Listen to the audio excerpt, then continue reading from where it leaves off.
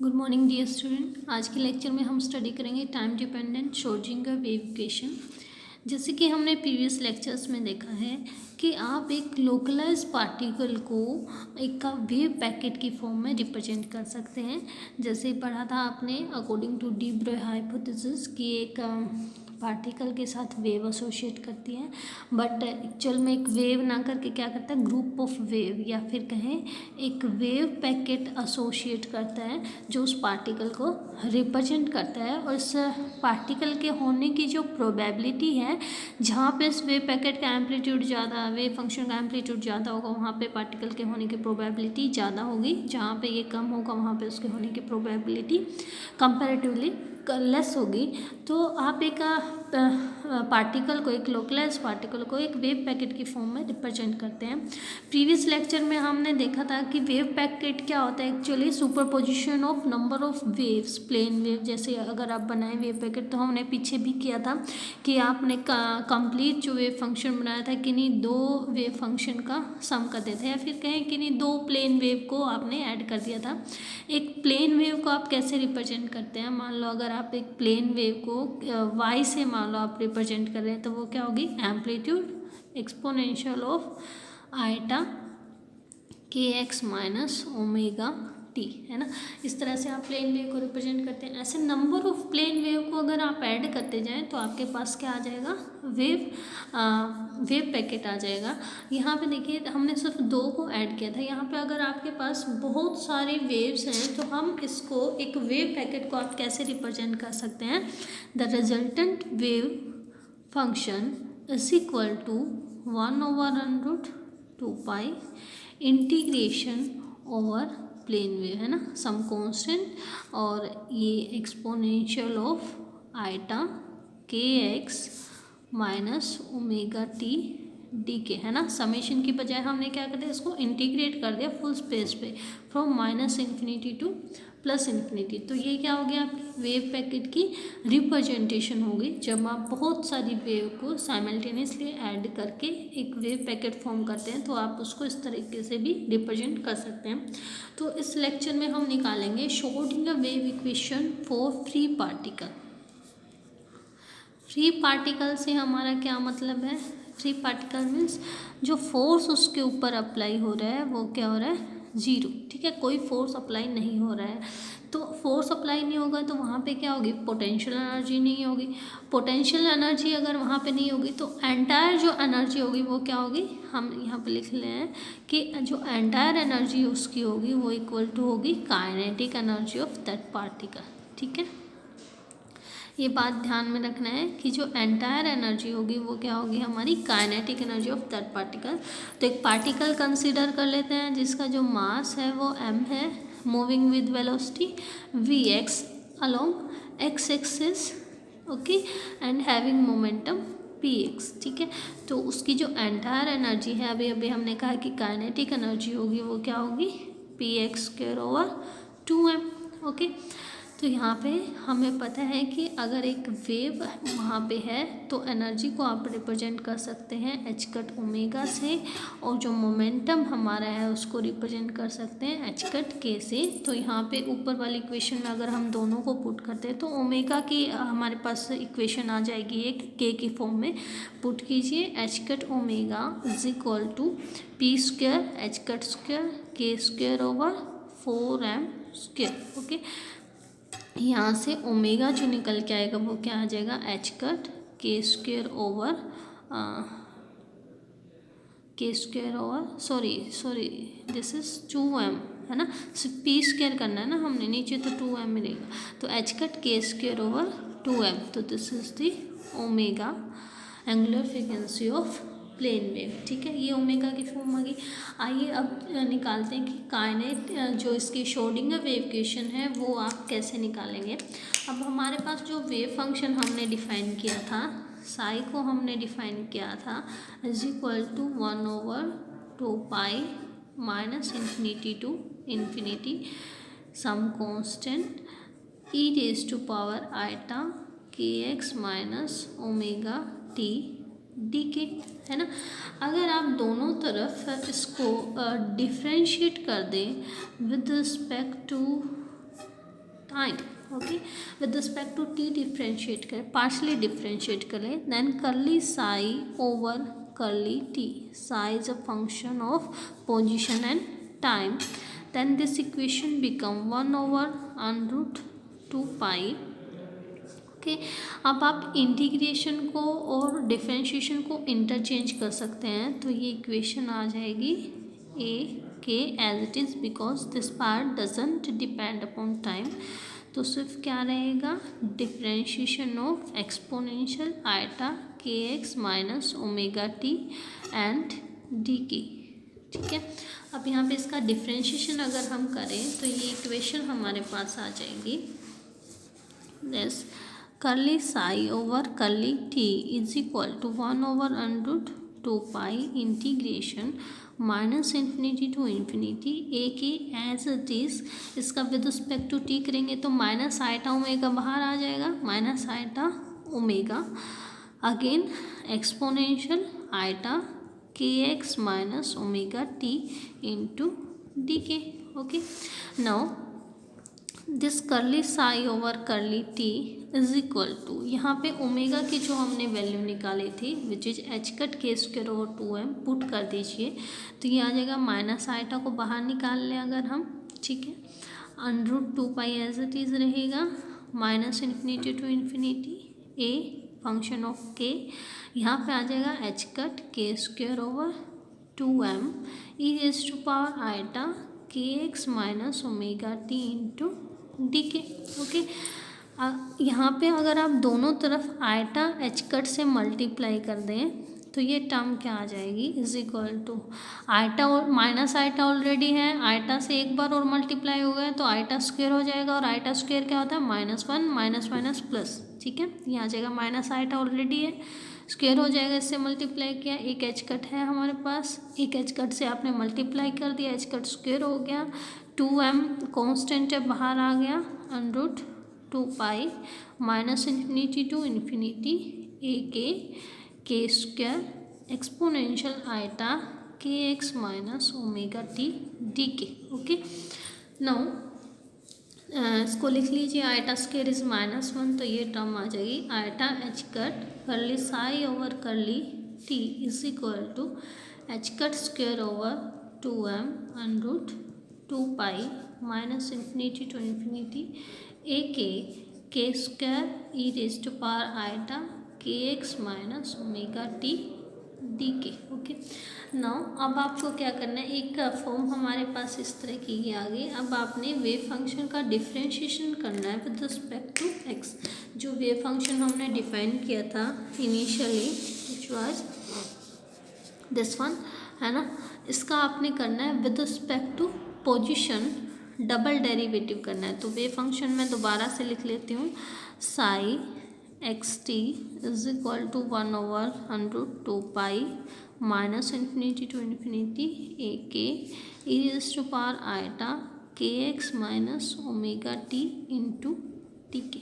ठीक है, अगर हम करें curly psi over curly x तो एक बार डिफ्रेंशिएट करेंगे, क्या आ जाएगा, आइटा के आगे आ जाएगा 1 और under root 2 pi as it is minus infinity to infinity iota k, okay, into A के।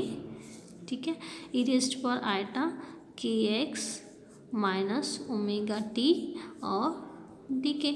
दोबारा से करें, d two psi over d x curly x square is equal to 1 over under root 2 pi, again iota k आ जाएगा बाहर, और क्या आ जाएगा, आइटा क्या आ जाएगा आपके पास, आइटा स्क्वायर हो जाएगा, आइटा स्क्वायर, चलो मैं लिख देती हूँ, this term become iota square k square A k और e raise to power iota k x minus omega t into d k. ठीक है, आइटा स्क्वायर इज -1, अगर आप यहाँ पे दोनों तरफ माइनस एच कट स्क्वायर से मल्टीप्लाई कर दें, minus h cut square curly square psi over curly x square is equal to क्या आ जाएगा, ये माइनस ऑलरेडी है हमारे पास, एक नेगेटिव से हमने मल्टीप्लाई कर दिया तो पॉजिटिव हो जाएगा, h cut square over under root 2 pi over 2m भी लगा दे साथ में, ओवर 2m। ठीक है, इंटू में क्या आ जाएगा, minus infinity to infinity k square A k e raise to power iota k x minus omega t d k. अब देखिए इस इक्वेशन को और जो हमने पहले निकाली है इस इक्वेशन को अगर आप कंपेयर करें, जो ये दोनों टर्म्स यहाँ पे आ रही है दोनों इस तरफ इंटीग्रेशन में, मैं इसको थोड़ा सा फोल्ड करके आपको दिखा देती हूँ।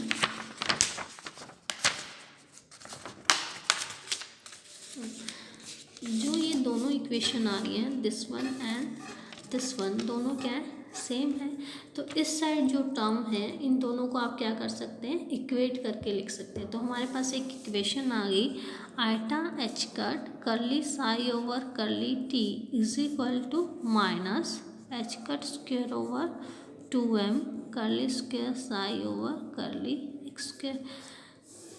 अगर आप इस इक्वेशन को कंपेयर करें with this one, E psi is equal to E को हम क्या लिखते हैं, यहाँ पे एंटायर एनर्जी क्या है काइनेटिक एनर्जी है, so p square over 2m Sai.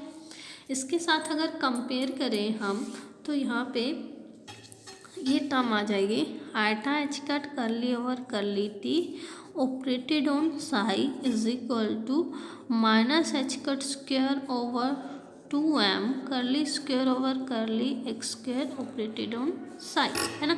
तो आपके पास ई ऑपरेटर क्या निकल के आ गया, कंपेयर किया हमने, E is equal to iota h cut curly over curly T.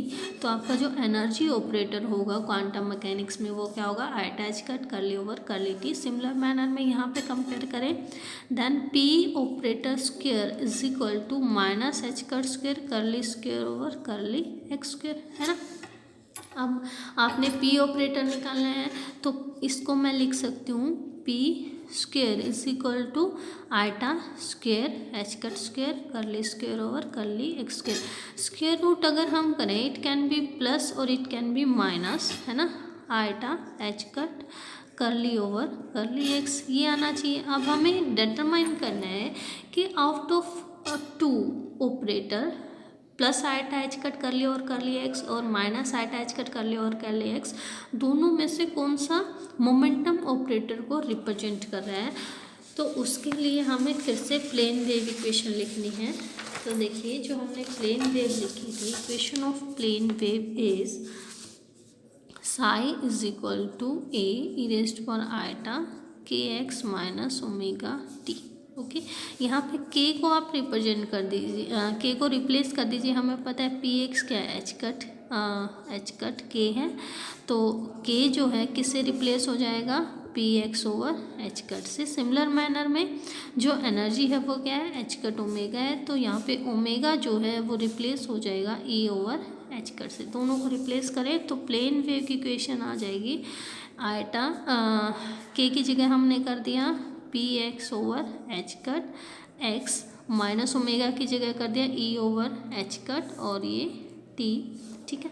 This is the equation of plane wave. अब हमने कहा कि जो पी ऑपरेटर हमारे पास जो आ रहा है वो आ रहा है, मान लीजिए कि plus iota h cut curly over curly x is momentum operator.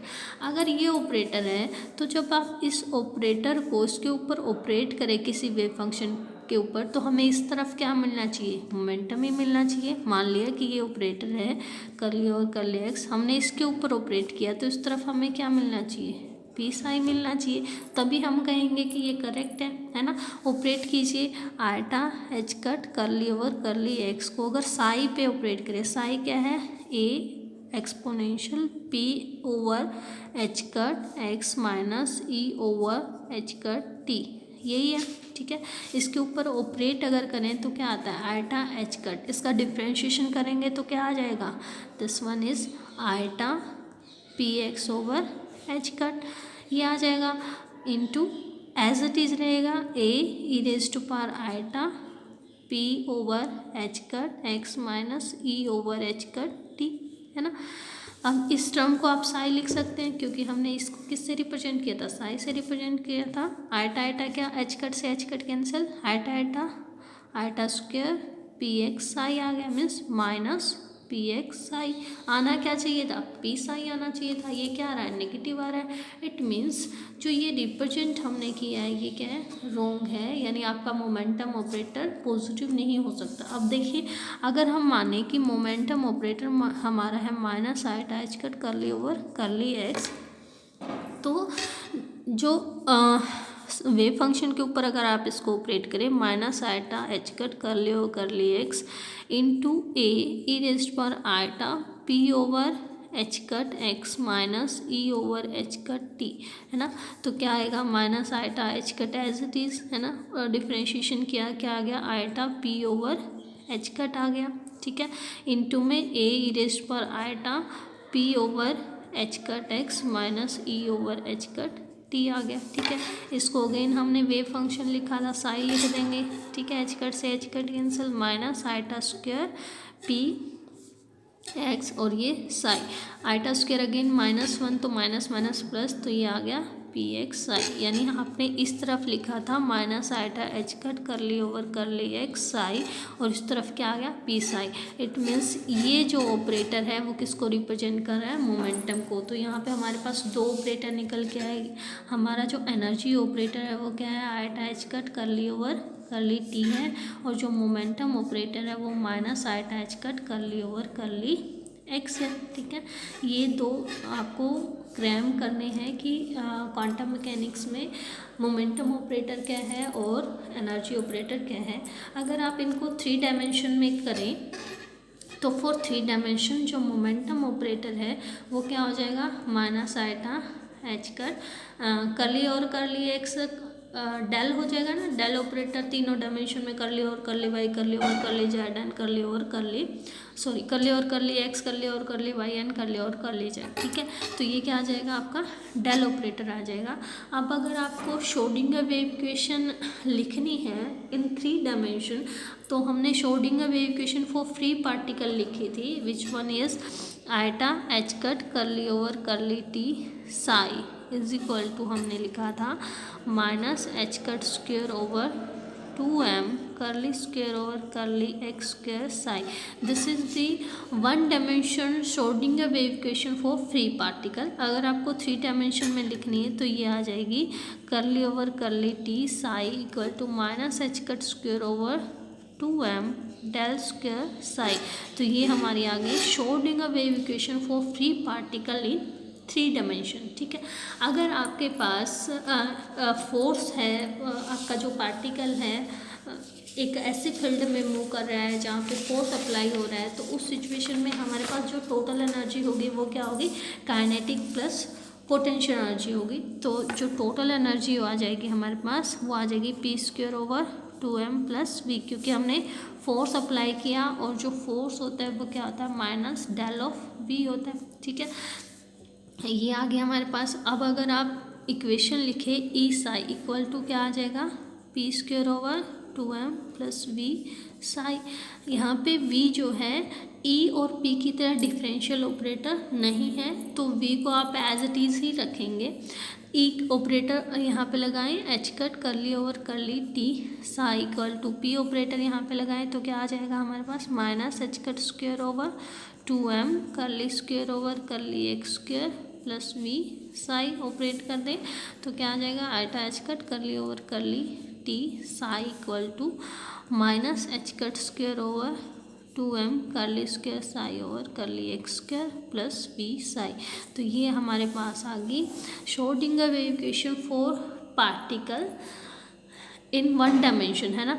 और अगर आपको 3 डायमेंशन में इसको लिखना है तो आप कैसे लिखेंगे, iota h cut curly over curly t psi is equal to minus h cut square over 2m this become del square psi plus we psi. तो ये आ जाएगी आपकी 3 डायमेंशन में श्रोडिंगर वेव इक्वेशन, जहाँ पे पार्टिकल आपका किसी फोर्स से इन्फ्लुएंस है, वहाँ पे एक फील्ड अप्लाई हो रही है जिसकी जो पोटेंशियल एनर्जी है वो क्या है, वी है, ठीक है। अब जैसे ये हमने क्यों कैलकुलेट किया, क्यों श्रोडिंगर वेव इक्वेशन की ज़रूरत हमें महसूस हुई, जैसे कि हमने बताया कि जो साई है उससे आप बता सकते हैं कि साई स्क्वायर से आप प्रोबेबिलिटी बता सकते हैं कि जैसे कि क्लासिकल मैकेनिक्स में पोजीशन वेक्टर बिहेव करता है, सिमिलर मैनर में साई जो है उस एनर्जी स्टेट के बारे में आपको हर एक इन्फॉर्मेशन देता है।